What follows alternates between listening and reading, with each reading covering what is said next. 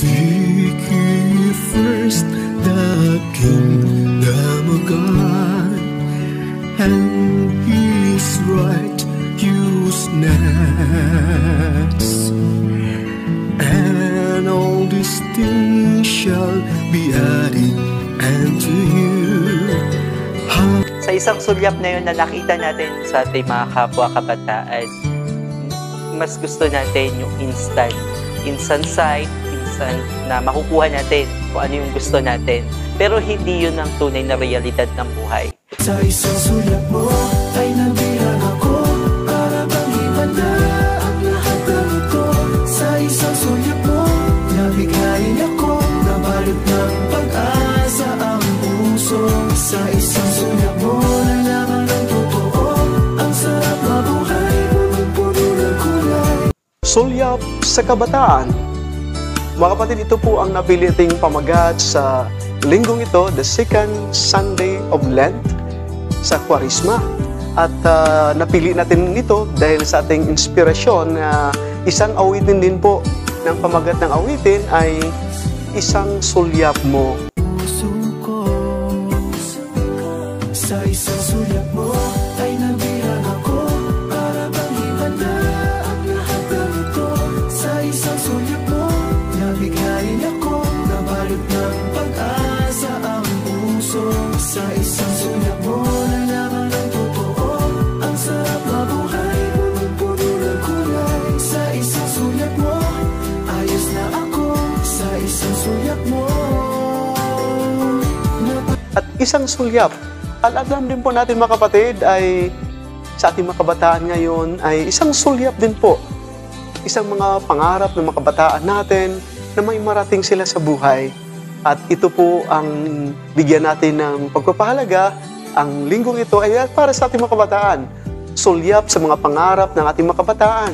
At nawa sa ating pagnilay-nilay, paging bahagi at nagbabahagi, masulyap panawa natin ang ating mga kabataan sa kanilang mga pangarap din po. At masulyapan din po ng mga kabataan kung sino tayo, na makikita nila ang Diyos sa ating araw-araw na pamumuhay at sa aking pakipagtungo sa kanila. Ang ating Ebanghelyo ngayon din po ay ayon sa Ebanghelyo ni San Lucas, chapter 9, verses 28b to 36 ng Transfiguration Sunday. At mga kapatid, again, bago ang lahat, walang sawang papasalamat sa inyong paging bahagi at nagbabahagi sa Music of the Gospel Sunday Reflection. At sabihin ko po ay itong paging bahagi ninyo isang pagsusulyap din po sa salita ng Diyos, sa pagbabahagian natin kung paano natin nakikita ang Diyos sa ating pakipag-ugnayan sa bawat isa at pagbabahagi natin din sa ating mga kapatid, lalong-lalo na sa ating mga kabataan. At mabuhay po tayo, magmabuhay po tayong lahat. At mga kapatid, tayo din po ay nasusulyapan ngayon sa ating maging guest ngayon ay sa mga kabataan din po, sa hanay ng mga kabataan. At alam niyo mga kapatid, siya po ang ating isa sa mga aspirants namin dito sa aming order, sa aming province ng Asia Pacific, PRS Fathers. At siya po ay isang youth volunteer din po sa mga kabataan natin sa youth movement sa Bulacan. At napakaganda dahil sa kanyang murang edad, naranasan niya na ng isang buhay na magbabahagi, at pagbabahagi ito ay masulyapan sa kapwa niya kabataan kung ano po ang ibig sabihin ng pagbubulunteer, pagbabahagi ng buhay. At hindi lamang yan sa kanilang bayan, isang altar server na naglilingkod sa ating mga kapatid, sa ating mga kapanalig natin mga kapatid.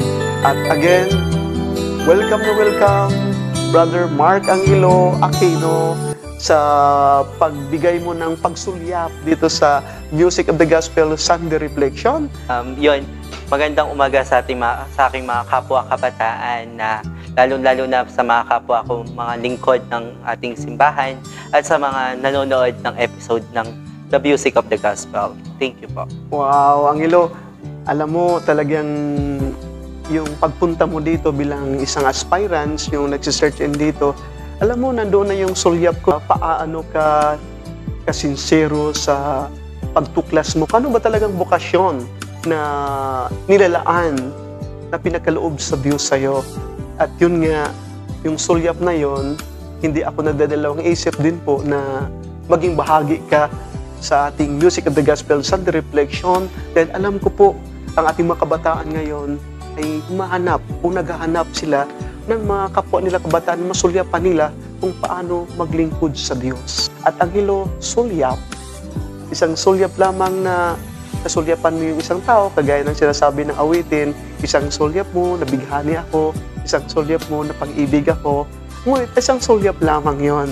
Hindi ibig sabihin na manatili ka doon. Ngunit, sulyap man, ngunit may natutunan ka. Sulyap man, yung pagkamangha mo, manatili yun sa iyong puso't isipan. At yun nga, yung sinasabi mo baga na pag-uwi mo doon sa tahanan mo, back to the reality pagkatapos ng search-in natin. Para sa akin kasi, dalawa ang ibig sabihin ng sulyap, Father. Ang unang sulyap is pwedeng maganda at yung pangalawa is pwedeng hindi maganda.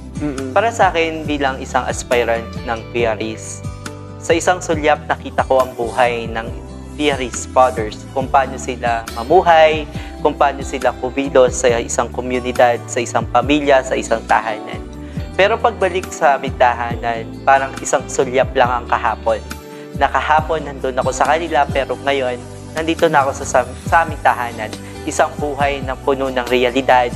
Bumalik na naman ako sa realidad ng buhay na parang ginising ako sa katotohanan ng Father na hindi ka pa bahagi ng pamilya nila. Kumbaga, tinutuklas mo pa lang yung buhay na tatahakin mo sa hinaharap. Para sa akin, ang sulyap sa mga kabataan, maraming ibig sabihin ng sulyap para sa aming mga kabataan. Minsan, sa magulong mundo natin, na sa isang sulyap natin, marami tayo nakikitang kaguluhan, away dito, away doon, sulyap yon. Pero hindi mananatili doon. At the end of the day, mayroong magandang itinuturo sa atin yung sulyap na yon, na maaaring maging impluwensya tayo sa iba, na sa isang sulyap na yun na nakita natin na yung kapatid natin na nandun sa mga sitwasyon na yun, pwedeng maging tayo yung gabay nila dahil doon sa sulyap na yun. Napakaganda yun, Angelo, no? Unang-una, yung pagkatapos ng search-in natin, noong nakaraang linggo lamang, may 2 o 3 mga aspirants na nagsasabi sila, Father, sana hindi na kami babalik doon sa amin kasi tatahak naman kami sa realidad ng buhay, nandoon na naman kami sa mga problema, sa pamilya. Father, pwede ba mag-extend talaga dito? Mag-extend kami dito? Sabi ko, no, hindi po. Ito ay i-search in lamang na tinutuklas nyo kung ano bang ibig sabihin ng bokasyon, ano bang ibig sabihin ng PREs Fathers, ano ba ang buhay namin dito sa seminaryo, ano bang mga activities namin dito, at sino ba ang aming founder, yun ang sinusulyap nyo dito.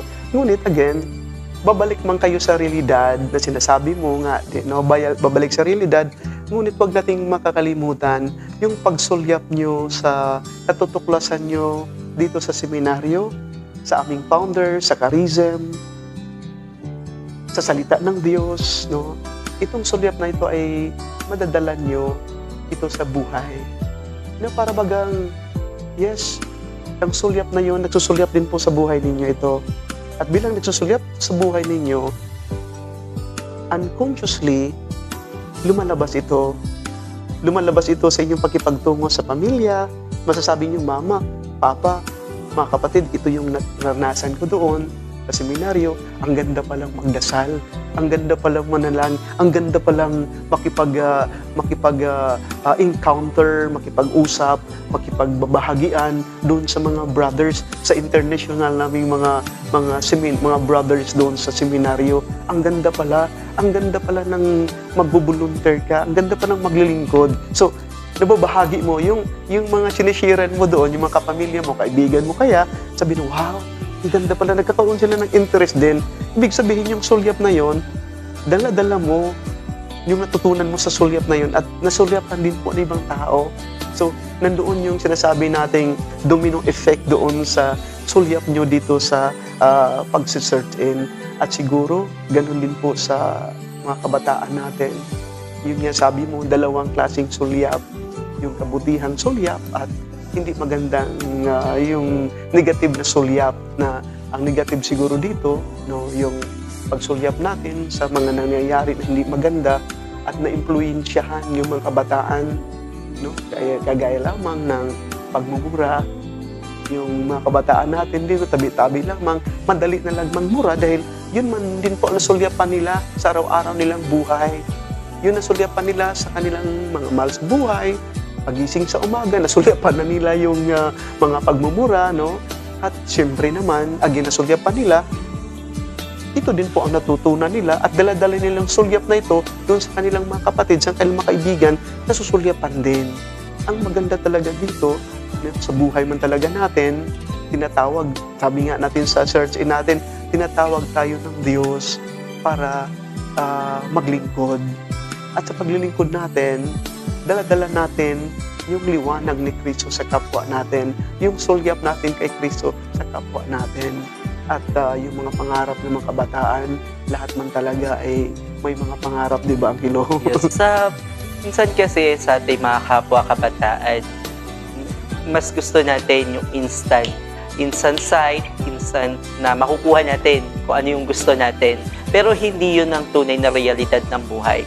Minsan, pangarap natin maging engineer, pangarap natin maging doktor. Pero gusto natin kinabukas, Father, gusto namin makuha na agad. Maging doktor na kami o maging engineer na kami. Pero hindi yun ang tunay na realidad ng buhay. Kailangan ng mahabang panahon para makuha mo yung pangarap.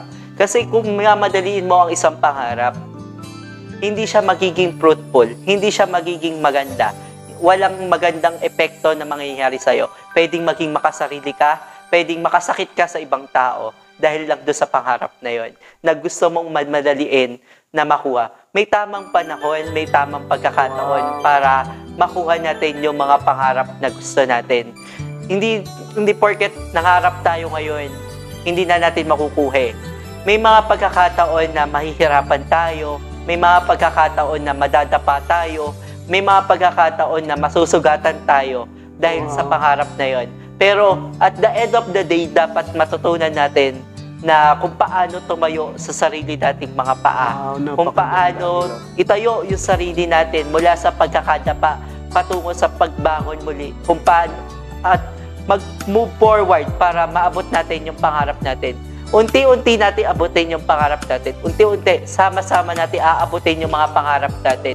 Itong mga sinasabi mo ay tumpak na tumpak sa unang bibigyan natin ng pagpapalaga sa ating pagnilay-nilay ngayon. Yung sinasabi mong pangarap, na para marating natin yung mga pangarap natin, ay hindi po isang magic, isang click ng finger natin, ay nandun yung mga pangarap. Kagaya din po na isang bundok. No? Isang bundok. Para marating mo yung bundok na yon, we have first to move on. At to step forward. No? At sa pagharap mo sa para marating mo yung bundok na yon, kailangan mo na talagang harapin mo kung anumang mga panumang pagod, may mga hadlang, may mga bato, talagang slippery pa pag minsan, at kailangan mong harapin mo yon. At pag minsan, napakataas talaga, na parang nag-agaw hininga ka na para yung sa paglalakbay mo papunta doon sa tuktok ng bundok. Ngunit again, that is part. That is part ng mga pangarap. Huwag tayong mag-give up. At pag nandun ka na sa tuktok, masasabi, wow, ito pala yung dinadaanan ko sa buhay. Wow, ito pala yung nangyayari sa buhay ko. Diyan pala ako galing. No? Ayun pala yung mga kasamahan ko. So, makikita mo yung panorama kung ano yung mga nakapaligid sa'yo. At nabalik-balikan mo yung buhay mo. Nabalikan at doon sa bundok na yon, makikita mo, appreciate mo, wow. Parang yung hinga mo ngayon ay hinga ng tagumpay, hinga ng sulyap ng tagumpay. Dahil hindi pa nagtatapos din ang lahat. Kaya nandun ka man sa bundok, kailangan mong babalik doon. No? Ngunit, nandun na yung success mo eh. Nandun na yung sulyap ng success mo eh. At magagamit mo ito sa pagbabalik doon sa baba. At ito din po ang karanasan ng mga alagad ni Jesus. Inibigyan ng pagkakataon ni Jesus itong tatlong alagad na ito, si Pedro, si Juan, at si Santiago, na sumulyap kung sino si Jesus, na hindi lang si Jesus ay isang tao, kundi isa din pong anak ng Diyos. isang Diyos din po si Jesus. At dito sa paglalakbay na ito, ang bundok kasi ng Mount Tabor ay, kung titingnan mo, imagine mo nung unang panahon, ilagay mo yung sarili mo sa kapanahunan ni Jesus, ilang araw yan, ilang oras, lalakbayin yan para marating mo yung tuktok ng Mount Tabor. Ngayon, madali na lang kasi may mga maganda na yung daan. Nakapunta din ako doon, nagpipilgrimage kami nung time na nandoon pa ako sa parokya, no? Nagsasama ako doon sa pilgrimage at tuloy na talaga yung mga sasakyan doon sa tuktok ng Mount Tabor. Ngunit sa kapanahon ni Jesus, ang daming makikita yung mga bato, mga matitinik na mga halaman. At ito, talagang haharapin mo ito. At ito ang naranasan ng mga alagad siguro sa paglalakbay nila papuntang sa tuktok ng bundok. Nandoon siguro yung pagsasabi ng mga alagad, Jesus, pagod na kami ah. Ngunit, napakaganda dahil kasama nila si Jesus sa paglalakbay. Ito baga yung Pilgrims of Hope, di ba? Pilgrims of Hope na sa ating paglalakbay, sa ating pag-journey sa buhay na ito, hindi tayo mapapagod kung we have to realize na kasama natin si Jesus. At dinala ni Jesus itong mga alagad na ito, hindi saan-saan. Dinala doon sa tuktok ng mundo para manalangin. Dahil may iba kasi na mga kabataan dati ngayon, dinadala yung kanilang mga kabataan, mga kabarkada nila, saan na lang, walang purpose, walang direction. Ngunit again, napakalaking lesson sa atin ito lahat, hindi lamang sa mga kabataan, sa ating lahat na dalhin naman natin yung mga kapatid natin, yung mga kaibigan natin, yun nga, sa pamamagitan ng music, the gospel na ito, dadalhin naman natin sila kay Jesus. Dadalhin naman natin sila na makakarinig sila sa boses ng Diyos. No, hindi kung saan-saan na lang baka maligaw, tayo pang maging dahilan. Ngunit si Jesus binibigyan ng pagkakataon para itong mga alagad dito makasama doon sa tuktok ng bundok at maranasan nila dito. Minsan sa pag-akyat natin din sa bundok, marami tayong madadaanan. Maraming hayop, animals na mababangis. Pero sa realidad ng buhay, pwede natin maisimbolikal yung mga hayop na yun na madadaanan natin, yung mga matitinik na bato, mga matitinik na halaman sa mga tao na siyang humihila sa atin pababa. Bilang mga kabataan, nakakaranas kami ng pagmamaliit, ng walang tiwala sa amin yung ibang tao. Dinadown kami sa mga pangarap na gusto namin. Pero sabi nga doon sa gospel na sa linggong ito na kung matututunan natin magtiwala at makikinig lang tayo sa Diyos, walang sinabi yung mga taong naghihila sa atin pababa. Kasi kung mag-move forward tayo, kakasama natin ang Diyos sa pag-move forward natin tulad ng mga apostol ni Jesus, mararating natin yung tagumpay. Sa isang sulyap natin, makikita natin yung tagumpay ng pangarap natin. Minsan, pinapakita na sa atin ng Diyos sa isang sulyap yung mga pangarap na gusto niya para sa atin. Pero minsan, sa magulong mundo, sa magulong puso't isipan natin mga kabataan, hindi natin nakikita kung ano yung gusto ng Diyos para sa atin. Ang laging nasusunod yung gusto natin. Bakit hindi natin bigyan ng pagkakataon ang Diyos na ibigay sa atin kung ano yung gusto niya, kung ano yung kalooban niya. Kasi ako bilang lingkod ng simbahan, naniniwala ako na ang kalooban ng Diyos ang siyang tunay na nararapat para sa atin. Napakaganda yung sinasabi mo na mga hadlang. Pag minsan, dinadown tayo ng mga kapatid natin, mga ibang tao. Yung mga kabataan na yan, walang silbi yung mga kabataan na yan. Palagi napapakinggan, yung mga kabataan na, lakwat sa lang yan. Magpunta naman sa simbahan, may mga kapatid naman tayo, no? Mga langlingkod pa simbahan, no? Dinadown tayo, magulo lang yung mga kabataan yan. Huwag na yan, huwag nang bigyan ng pansin yan dito, hindi natin papansinin yan dito, huwag natin bigyan ng responsibilidad dito na magulong lang yan. Napapakinggan natin ito, ngunit ang huwag tayong paghinaan ng loob. Dahil, yun nga, itong mga bagay na ito yung nagpapalakas sa atin. Kung wala itong mga challenges na ito, kagaya ng sinasabi figuratively, yung mga matitinik na mga bato, malalaking bato, matinik na halaman, mga hayop na nakakatakot, no, na mga makakamandag na mga hayop, no. At ito ay pagminsan, hindi lang pagminsan, kung realidad ng buhay para titibay tayo. Kasi kung wala itong purification na ito, Jesus nga, nung nakaraang linggo, di ba, doon sa disyerto, tinitem siya 3 times, sinusubukan siya kung talagang siya ba ay talagang totoong anak ng Diyos, talagang kumakapit ba talaga siya, hindi man niya ipagpalit ang kanyang pakipagrelasyon sa Diyos. No? Siguro ganito din po sa mga kabataan natin, no? Sa inyo na talagang naglilingkod sa ating simbahan, nagbo-volunteer, na talagang huwag nating titingnan yung mga hadlang, gawin natin yung mga hadlang na yun na inspirasyon sa buhay natin. Dahil kung bigyan natin ng pansin yon at sulyap din yon, ngunit pag sabihin natin sulyap na i-embrace natin yon, na para bagang hindi na tayo makabove on dahil nananatili lang ta doon, talagang hindi ka talaga makarating sa iyong paruroonan.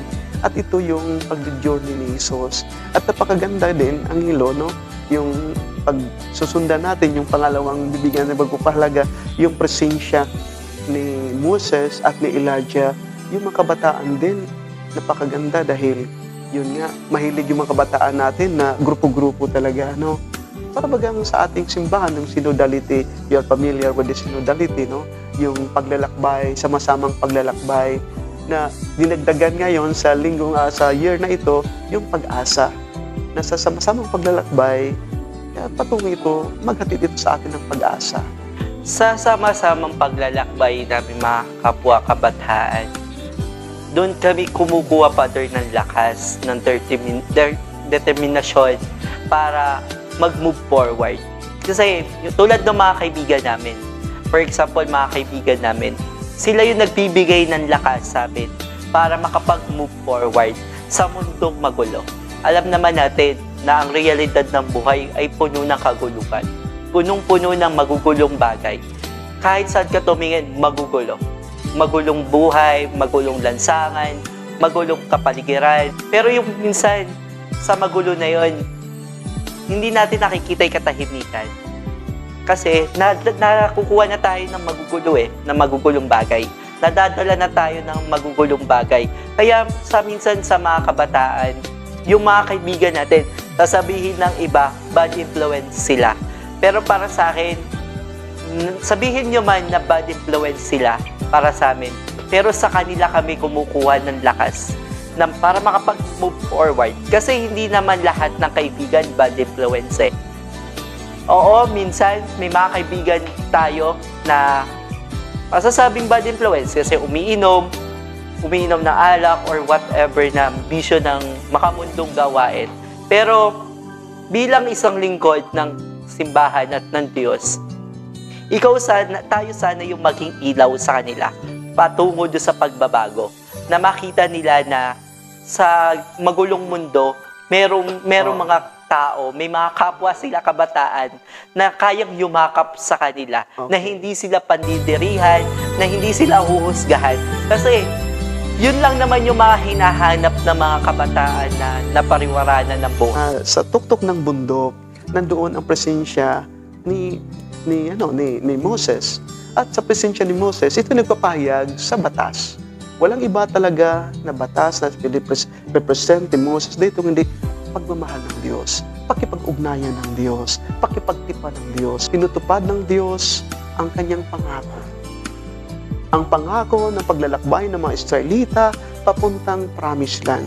Tinutupad kahit matumitigas yung ulo ng mga taong iyon, kahit naman tumatalikod sila sa Panginoon, nagtatanong sila kung ano ng mga tinatanong tungkol sa Diyos, na talagang nag-agin sila sa Diyos, ngunit ang Diyos ay, dahil tapat ang Diyos sa kanyang pangako, tinutupad niya yun.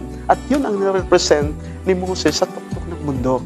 At ang pinag-usapan nila sa bundok, itong tungkol naman sa mapalapit na pag-aalay ni Jesus sa kanyang buhay dyan sa Jerusalem, dyan sa taas ng cross na yan.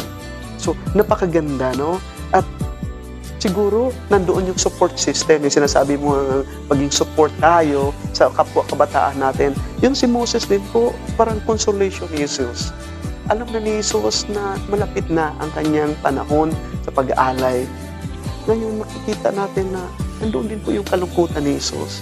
Nandoon po yung agony, parang yung anguish ni Jesus. Ngunit dahil sa presensya ni Moses, nagpapatunay na dali mo na Jesus, napaka-faithful, mapagmahal ang Diyos natin.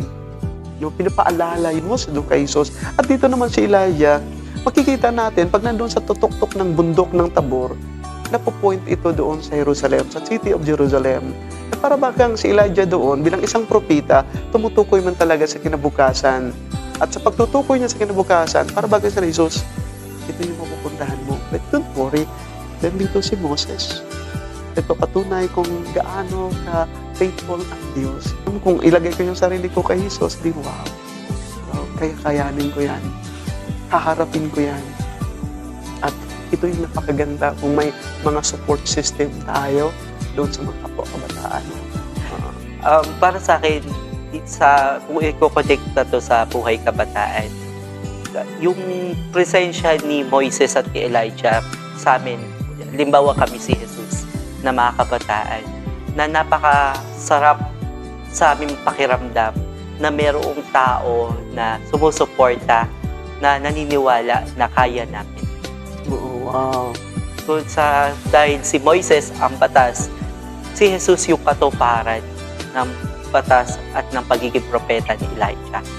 Nagbabagong anyo si Jesus. At doon sa karanasan iyon, sabi ni Pedro, Jesus, dito na lang tayo. Huwag na tayong bababa. Yung pinag-usapan natin kanina na pag minsan, sa sulyap natin, akala yun na yung realidad. Hanggang doon na lang tayo. Huwag na tayong gumawa pa ng ibang hakbang. Napupusis na tayo, na-attach na tayo, dito na lang tayo. Ang sarap-sarap dito. Ang ganda-ganda ng buhay na ito. Hindi po. Itong sulyap lamang na kailangan nating bababa tayo. Dahil si Pedro naman at kamang mga alagad, nakikita nila na bakit bababa pa tayo? Harap pa tayo sa mga problema. Babalik kami sa pamangingisda. Araw-araw, figuratively, harapin namin yung mga alon ng buhay, mga unos ng buhay, mga bagyo ng buhay. Harapin namin, hindi kami makakahuli. Problema na naman kung ano ipapakain namin sa aming mga pamilya. Dito na lang tayo, Jesus. Nakikita namin, tingnan mo, nagbabagong anyo ka. Ito na yung karian ng Diyos. Dito na lang tayo. At sinasabi ng Ebanghelyo natin, hindi alam kung anong nagsasabi niya. At nawa, ito din po sa mga kabataan. Continue journeying, bababa tayo. Kasi pakiramdam natin mga kabataan na kapag nakuha na natin yung gusto natin, nasa tuktok na tayo ng buhay, ng tagumpay. Pero hindi doon natatapos ang buhay. Hindi doon natatapos, kailangan natin bumaba ulit. Kasi kung hindi tayo bababa at hindi tayo babalik kung saan tayo nagmula, hindi tayo makakapunta doon sa paroroonan natin. Hindi tayo makakarating doon sa tunay na tagumpay. Kasi minsan, pinapakakita lang ng Panginoong Hesukristo, ng Diyos, na minsan sa isang sulyap na naging matagumpay tayo. Minsan sa panaginip natin, pinapahiwatig sa atin na, pinapakita sa atin na matagumpay tayo. Pero sa realidad ng buhay, na kailangan natin bumalik mula sa pinakamababa para makuha natin yung tagumpay na gusto natin makuha. Napakaganda yun, Angelo, na pagbaba mo, again, napag-usapan natin, na share natin kanina, na hindi mawala sa atin yung sulyap na yun natutunan natin. Nagagamit natin ito sa pagbaba. Bababa man tayo, babalik na to. Babalik man tayo doon sa realidad ng buhay. Ngunit alalahanin natin, mawawala, hindi natin maisang tabi yun. Masusulyapan din ating mga kapatid yun. At yun ang napaka-advantage doon dahil mababahagi natin yung pagkilala natin sa Diyos. Ang pagkilala natin kay Jesus na hindi lang po siya isang tao, kundi isang anak ng Diyos, isang Diyos. No? At dito sa sulyap na ito, pinapatunayan pa ng kanyang ama. Ito ang pinakamamahal kong anak, pakinggan niya siya. No? Talagang sa pag-akyat pala natin sa bundok, makikita natin na isang pagkakataon, nandoon yung katahimikan, nandoon yung boses ng Diyos, pakinggan natin. Pagbaba natin, nandito tayo ngayon, hindi ibig sabihin na hindi natin mahanap yung bundok. May mga bundok tayo dito sa baba na pwede natin mapuntahan. Ating chapel, napakatahimik. Gawin nating bundok ang ating mga chapel.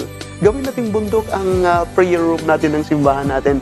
Gawin natin ng bundok yung mga lugar na napakatahimik, na pag nilay-nilayan natin, makikita natin kung ano nangyari sa buhay natin. Figuratively, ang bundok ay makikita natin, maranasan natin, maakyat natin kahit nandito tayo sa baba. No? Ako bilang kabataan, maraming pagsubok ang aking hinarap. Marami na patuloy pa rin hinaharap. Nawa yung sa aming pag-uusap ni Father Didi, maraming mapulutan ng aral sa transfiguration ng ating Panginoong Jesucristo na sa aking mga kapwa kabataan, itong pag-uusap namin ay punong-puno ng mensahe, buhay ng pagpapakatotoo at buhay na punong-puno ng pagninilay sa Ebanghelyo na nagmumula sa Diyos. Wow. Angelo, maraming salamat sa pagsulyap mo sa Music of the Gospel Sunday Reflection. At nawa, again, sa sinasabi mo, nawa itong pagbabahagyan nito, magkakaroon din po ng pagsulyap sa ating mga kabataan, ang pagpapahalaga nila sa kanilang buhay bilang regalo ng Diyos, at kung paano din po ito mababahagi sa ating kapwa. At the Music of the Gospel Sunday Reflection, the Father, the Son, and the Holy Spirit. Amen.